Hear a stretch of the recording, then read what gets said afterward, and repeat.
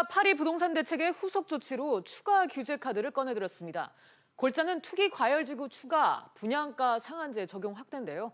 국지적 과열 현상에 따른 집값 불안 요인을 좌시하지 않겠다는 의도로 풀이되지만 실수요를 고려하지 않는 일방 통행에 비판의 목소리도 있는 게 사실입니다. 송승현 부동산 전문가 모시고 이 상황 짚어보겠습니다. 전문가님 어서 오세요. 네, 안녕하세요. 네, 이번에 이제 투기 과열지구로 추가 지정된 곳이 성남시 분당구 그리고 대구시 수성구인데요. 우선 이 두 곳이 지정된 배경 뭘까요? 일단 뭐 그 지정된 배경은 가격이 좀 많이 올라서 그런 거겠죠. 네. 뭐 일단 그 이 수성구하고 이 분당 같은 경우가 규제가 상당히 적었습니다, 사실상. 그래서 우리 흔히 말씀들 하시는 그 풍선 효과라는 그 효과를 독특히 본 것 같은 그런 모습인데요. 네. 그 파리 대책 이후로 뭐 전체적으로 차라리 그 부동산 가격이 올랐으면은 뭐 괜찮다고 생각을 하겠지만 실질적으로 이 수성구하고 특히나 이 분당 같은 경우는 아주 국지적으로 그 시장이 굉장히 과열이 됐어요. 이런 예. 부분들이 그 지정된 배경이라고 볼 수가 있겠고요. 그 정부에서는 기존 같은 경우는 실질적으로 이렇게 가격 상승이 많았던 것을 모니터만 쭉 해왔습니다. 그러나 지금은 조금 뭐 발빠르게 대처를 하는 그런 부분인 것 같아요. 그래서 시장이 과열되는 그런 모습을 빠르게 그 차단하겠다라는 의지가 좀 담겨져 있는 것 같습니다. 그렇군요. 그러니까 파리 부동산 대책 이후에 풍선 효과로 인해서 성남시 분당구와 대구시 이제 수성구가 급격하게 이제 오르는 모습을 보이니까 이제 정부가 추가 대책으로 추가 지정을 한 건데 실제 이제 지난 파리 대책 이후에요. 매매값 흐름은 어땠습니까?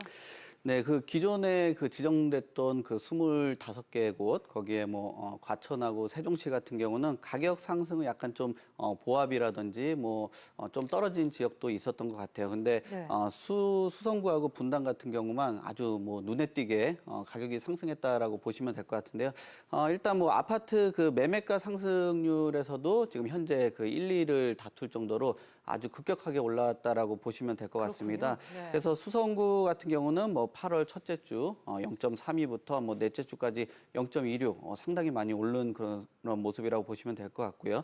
분당 같은 경우도 8월 달이 전체적으로 특히나 마지막 주 같은 경우는 0.32% 정도가 되기 때문에 아파트 매매가가 아주 급격히 상승했다라고 보여지고 그런 것들이 지정되는 배경으로 작용을 했던 것 같습니다. 네, 그러니까 투기 과열지구 지정의 효력, 당장 오늘부터 이제 발생을 하게 되는데 예전의 규제들을 그대로 이제 적용받는다 그렇게 생각을 하면 될까요? 네, 뭐 전체적으로 똑같은 그런 내용이라고 보시면 될 것 네. 같아요. 뭐 잘 아시다시피 전체적인 우리가 보시면은 그 대출 부분도 40%로 적용을 그대로 받는 거라고 보시면 되고요. 네. 역시나 그 한 건 이상 보유를 하신 분들 같은 경우는 30%의 그 대출을 적용을 받게 됩니다. 특히나 이 재건축 같은 경우도 조합원 지위 양도라는 부분들이 금지가 되기 때문에 입주 시까지 재당첨에 있어서는 제한이 된다라고 보시면 될 것 같고요. 청약 규제도 상당히 그 강화가 됐습니다. 뭐 청약 통장도 2년 이상 경과를 해야지 가능하다라고 보시면 될 것 같고요.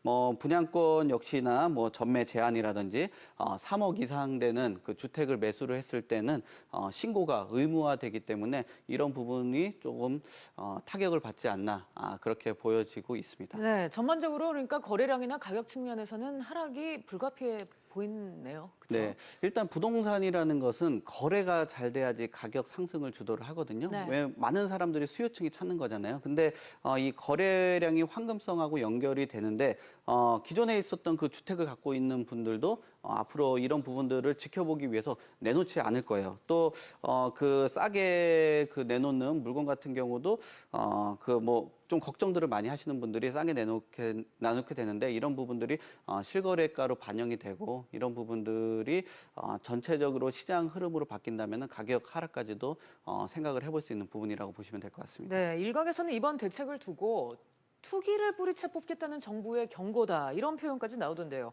그만큼 이번 구호 부동산 추가 대책이 여러 의미로 해석이 가능하다는 얘기가 되겠죠?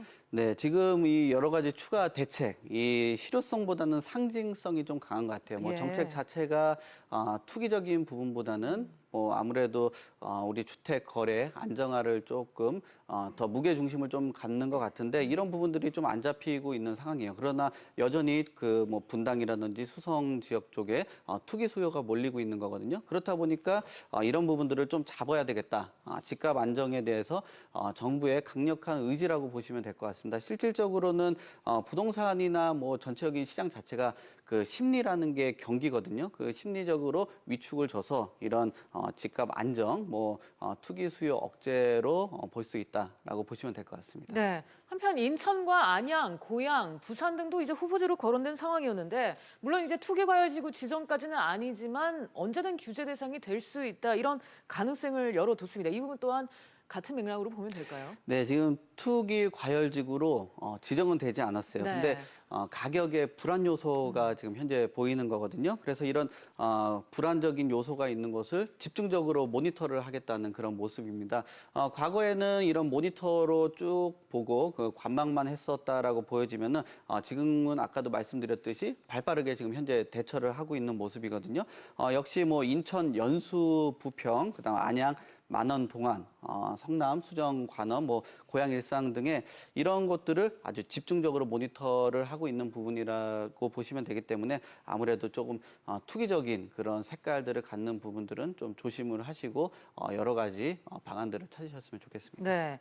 또 이번 대책의 다른 쟁점이 민간 택지 분양가 상한제 적용이었습니다. 대책 발표 후에 분양가 상한제가 사실상 부활했다는 의견이 나오는데요. 전문가께서는 어떻게 보셨습니까? 네, 2015년 이후에는 적용 사례가 좀 별로 없었던 건 사실이에요. 네. 그래서 앞으로도 그 주택 가격 급등이라든지 우려할 곳들을 분양가 상한제를 적용을 합니다. 근데 실질적으로 25, 27개구 같은 경우는 분양가 뭐 아주 급등한 지역이라고 보시기 때문에 실질적으로는 부활했다라고 보시면 돼요. 뭐 언어적인 그 부분만 그렇지 실질적으로 분양가 그 상한제가 적용됐다라고 보시면 되는데 일단 세 가지 그 골자입니다. 12개월 동안 그 분양 가격 상승률이 물가 상승률의 2배가 되는 지역이라든지 직전 2개월 청약 경쟁률이 5대1, 그다음에 85제곱미터는 10대1을 초과한 지역도 포함이 되고 있습니다. 또한 3개월 주택 거래량이 20% 정도 증가한 곳도 분양가 상한제에 적용을 받기 때문에 실질적으로 그 분양가 상한제 그 완화가 된 부분이라고 보시면 되고 부활을 했다라고 보셔도 뭐 무관하다라고 보시면 될 것 같습니다. 네, 이 분양가 상한제 또한 정부의 의도가 분명해 보이는데요. 고분양가 행진을 차단해서 주택 시장을 안정시키겠다는 취지인데 그런데 실효성을 두고 또 의문이 제기되는 분위기던데요. 어떤 이유일까요?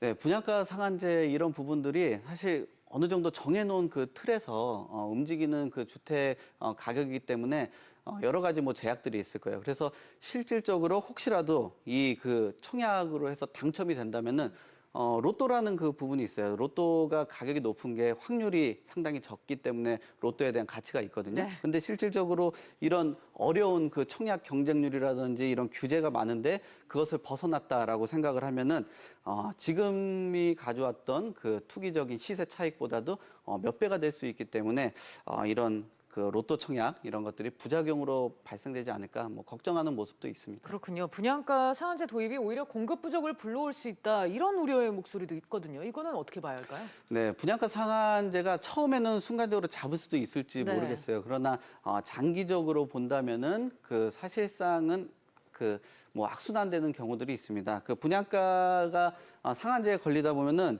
실질적으로 그 수익성이 상당히 그 악화가 됩니다. 그러면은 건설사도 수익성이 떨어지기 때문에 당장 이런 뭐 여러 가지 뭐 규제가 있는 상황에서는 분양을 한다는 건 분양성이라든지 이런 부분들이 떨어질 거라고 걱정들을 많이 할 겁니다. 특히나 조금 그 안정성이 고려가 되고 뭐 주거에 대해서 굉장히 뭐 불편한 지역들, 재정비 사업 같은 경우도 속도가 감소가 되겠죠. 그럼 뭐 안전적인 부분이라든지 이런 부분들이 걱정들을 많이 하는 부분입니다. 역시나 수익성이 악화가 된다면은 아까도 말씀드렸듯이 건설사에서도 분양 시기를 조정을 해요. 그러면은 그렇겠죠. 네. 공급이 실질적으로 자연스럽게 흘러나가지 못하다 보니까 공급 물량은 떨어지게 돼 있습니다. 그렇다 보면은 결국 물건이 귀하다, 주택이 귀하다 보니까 여러 가지 뭐 경쟁 그다음에 향후에는 뭐 이런 공급량이 저하되면서 분양가 상승까지 다시 갖고 올 수 있는 그런 부분이기 때문에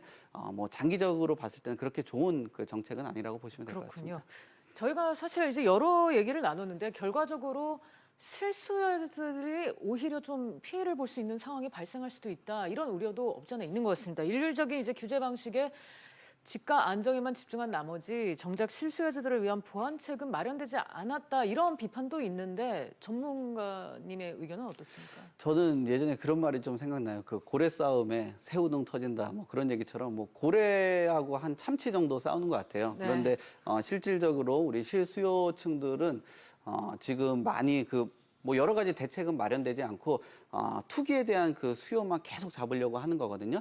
역시나 그 부동산은 자연스럽게 흘러가야 되는 건데 제가 전주 정도 됐을 텐데요. 뭐 말씀드렸듯이 부동산이라는 것은 너무 굶으면서 하는 그런 다이어트는 좋지 않다. 뭐 운동을 하면서 네. 자연스러운 그 살 빼기가 중요하다라고 말씀을 드리겠습니다. 네.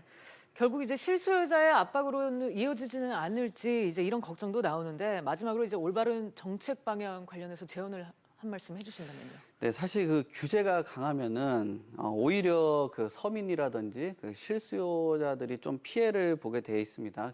결국은 그 시장 자체 정책을 대비할 수 있는 여유 자금이 없는 거거든요. 이럴 때는 뭐 양날의 검을 갖지를 못하기 때문에 실수요자라든지 서민들이 조금 불편을 갖게 되는데요. 공급도 자연스럽게 흘러나갈 수 있고 또 지금 계속적으로 이야기가 나오고 있는 그 부동산 그 복지, 주택 복지에 대해서도 같이 병행하면서 조금 그 부동산 정책을 잡는 게 좀 더 올바른 그 정책이지 않나 뭐 그렇게 보고 있습니다. 네, 전문가님 오늘 시간 감사드립니다.